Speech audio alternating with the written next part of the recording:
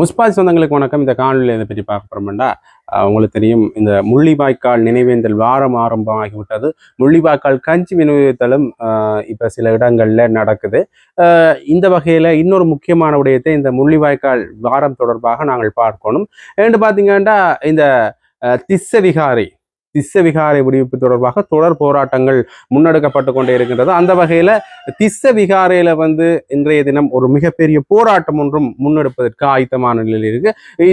இப்ப நாங்கள் காலம் எடுக்கிற இந்த நேரத்தில் போராட்டம் ஆரம்பமாயிட்டு நேற்றைய தினம் ஆரம்பிக்கப்பட்ட இந்த போராட்டம் தொடர் போராட்டமாக முன்னெடுக்கப்பட்ட வந்தமே இருக்கின்றது. அந்த வகையில போலீசார் காணொலிகளை எடுக்கிறதுக்காக தங்களுடைய கேமராக்கள் மூலமாக அந்த இடத்துல குவிஞ்சதையும் காணக்கூடிய மாதிரி இருந்தது. அந்த வகையில இந்த திஸ்ஸ விகாரை போராட்டமானது ஒரு பெரிய எழுச்சியோட இந்த முறை நடக்கிறத காணக்கூடிய மாதிரி இருக்கு. பாத்தீங்கன்னா வெசாக் தினமான இன்றைய தினமே இந்த முள்ளிவாய்க்கால் வாரமும் ஆரம்பமாயிருச்சு. அதாவது முள்ளிவாய்க்கால் வாரம் முதலே ஆரம்பிக்கப்பட்டது.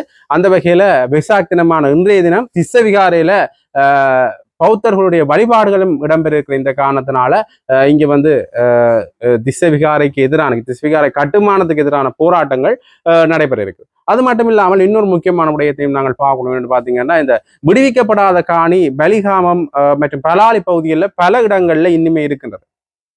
இரண்டு விடயங்கள் இதுல பார்க்கணும். ஒன்று, காணி விடுவிக்கப்படாத இடங்கள்ல மக்கள் அந்த காணிகள ஏக்கத்தோடு இருக்கிற அதே நேரத்துல அந்த இடத்துல வெசா கூடுகள், அதாவது விடுவிக்கப்படாத இராணுவத்தின் கட்டுப்பாட்டில் இருக்கிற காணிகள்ல வெசா கூடுகள் கட்டப்பட்டு மிக பலத்த எடுப்புல இந்த வெசா கொண்டாட்ட நடவடிக்கைகள் மேற்கொள்ளப்படுறதை காணக்கூடிய மாதிரி இருக்கு. இதற்கு பலரும் தங்களுடைய விசனத்தை தெரிவித்திருக்கின்றார்கள். இரண்டு விடயங்கள். ஒன்று நான் சொன்ன மாதிரி விடுவிக்கப்படாத காணி தொடர்பான விசனம் மக்கள் மத்தியில் இருக்கிற அதே நேரத்துல முள்ளிவாய்க்கால் வாரத்தை நாங்கள் உணர்வெழுச்சியோட அனுட்டிக்கிற இந்த நேரத்துல ஒரு சாரார் இந்த கொண்டாட்டங்களை பெருமெடுப்புல கொண்டாடுறது ஒரு மிகப்பெரிய ஒரு விமர்சனத்துக்குள்ளாயிருக்கு. இது அவர்கள் கொண்டு வெசாக் தினத்தை அவர்கள் கொண்டாடக்கூடாதுன்னு சொல்லல. முள்ளிவாய்க்கால் தினத்திலேயும் அவர்கள் வெசாக் தினத்தை கொண்டாடலாம், அது அவர்களுடைய பண்டிகை, அது வேற விஷயம். ஆனால் விடுவிக்கப்படாத காணிகள்ல மக்களுக்கு சொந்தமான தனியார் காணிகள்ல வெசாக் பண்டிகைகளை முன்னிட்டு இப்படி கொண்டாட்டங்களை நிகழ்த்துறது அதாவது இராணுவ கட்டுப்பாட்டுல இருக்கிற இடங்கள்ல இப்படி கொண்டாட்டங்களை நிகழ்த்துறது மக்கள் மத்தியில ஒரு ஏக்கத்தை ஏற்படுத்துது. எங்களுடைய காணிகளுக்கு நாங்கள் இன்னுமே போக முடியல. போர்ச்சூழல பாதிக்கப்பட்டவர்களை நினைவு கூறுவதற்கான இந்த நாள்ல இந்த கொண்டாட்டங்கள் நடக்குது. இத்தனைக்கும் மக்கள் அந்த காணிகள்ல முள்ளிவாய்க்கால் தின அனுட்டிப்புகளை உணர்வுபூர்வமாக மனதால் அனுட்டித்திருப்பார்கள். வெளியில அவர்கள் வெளியில பெருமெடுப்புல முன்னெடுக்காட்டிக்கும் கூட மனதால அனுட்டித்திருப்பார்கள். அப்ப அந்த இயக்கங்களும் மக்கள் மத்தியில் இருக்கின்ற பலரும் தங்களுடைய விமர்சனங்கள், குறிப்பாக காணி உரிமையாளர்களும் தங்களுடைய விமர்சனங்களை தெரிவித்த வண்ணமே இருக்கின்றார்கள். ஆகவே இந்த நிகழ்வு ஒரு ஒரு ஒரு முரண்பட்ட அல்லது இந்த முள்ளிவாய்க்கால் நிகழ்வுகளை குழப்புவதற்கான ஒரு நிகழ்வாக இருக்குமோ என்ற விஷயங்களும் பலராலையும் பேசப்படுது. இது ஒரு பக்கம் இருக்கு. இன்னொரு விஷயத்தை நாங்கள் பார்க்கணும். இந்த உள்ளூராட்சி சபை தேர்தல் நடந்து கொண்டிருக்கிற இந்த நேரத்தில் உள்ளூராட்சி சபை தேர்தல் நடந்து இந்த முடிவுகள் அறிவிக்கப்பட்ட பின்னர் இந்த சபைகளை அமைப்பது தொடர்பான சிக்கல் நிலைமை காணப்படுது. அது சுமந்திரன் அவர்கள் அண்மையில சொல்லியிருப்பார், ஏற்கனவே நாங்கள் சொல்லியிருப்போம். இந்த சபைகள் அமைப்பது தொடர்பாக எங்கள்கிட்ட ஒரு தெளிவு ஒன்று இருக்கு. அதாவது எந்த சபைகள்ல யார் முன்னுரிமை வாக்கள் பெற்றாரோ, யார் அதிகமான வாக்கள் பெற்றார்களோ அவர்களோட மற்ற தமிழ் கட்சிகள் கூட்டணி அமைக்கணும் என்ற நிலைப்பாடுல தான் இருக்கிறார். அந்த வகையில ஜாழ்மாநகர் சபையில சங்கு கட்சி எங்களோட கூட்டணிக்கு தயாராக இருக்கின்றது என்ற விதத்துல அவர் சொல்லியிருக்கிறார். அதே மாதிரி சங்கு கட்சி கூட்டணி அமைக்கிற அந்த சபைகள்ல நாங்கள் சங்கு கட்சியோட இணைந்து பயணிக்கிறதுக்கு தயாரா இருக்கிறோம்னு சுமந்திரன் சொல்லியிருக்கிறார். இது நாங்கள் ஏற்கனவே எங்களுடைய முன்னைய காணொலிகள் இதை சொல்லியிருப்போம். வவுனியா நகர சபையில சங்கு கட்சி முன்னணி வைக்குது, அதற்கு தமிழரசு கட்சி தன்னுடைய ஆதரவு தெரிவிக்கும்.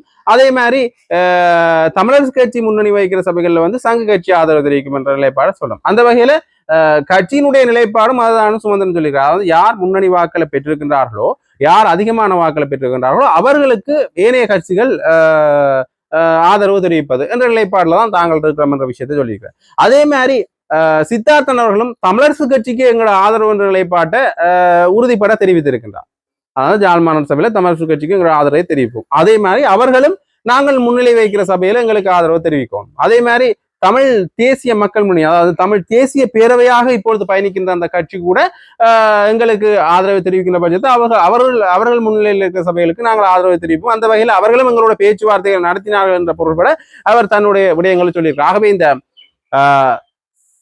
தேசிய பரப்புல பயணிக்கிற, அதாவது தமிழ் தேசியம் இல்ல, இலங்கை தேசிய பரப்புல பயணிக்கிற சிங்கள கட்சிகளை உள்ள விடக்கூடாது, அதாவது பெரும்பான்மையான கட்சிகளை வந்து உள்ள விடக்கூடாதுன்ற ஒரு விடயம் வந்து இந்த உள்ளூராட்சி சபையில வலியுறுத்தப்பட்டது. அதன் பால் தான் வாக்களும் கிடைத்திருந்தன.